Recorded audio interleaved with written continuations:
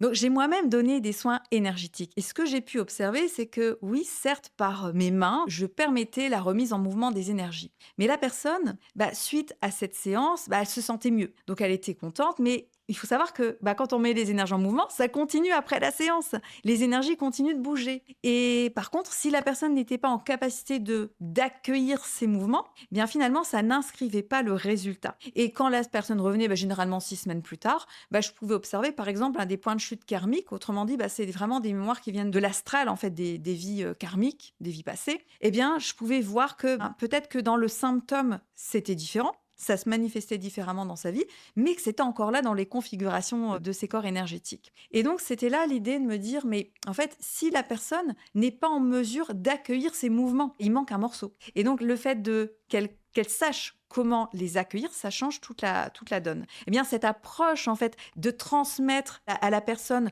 cette autonomie énergétique, cette capacité de remettre elle-même en mouvement les énergies, ça va permettre aux énergéticiens d'avoir un travail, d'avoir des résultats vraiment pérennes, d'être assurés que oui, ils ont fait un excellent travail pendant leur séance, mais s'assurer que la personne, elle ait pu intégrer les bénéfices du soin et que ce qui a été remis en mouvement, à un moment donné, c'est totalement libéré, ça ne revient plus.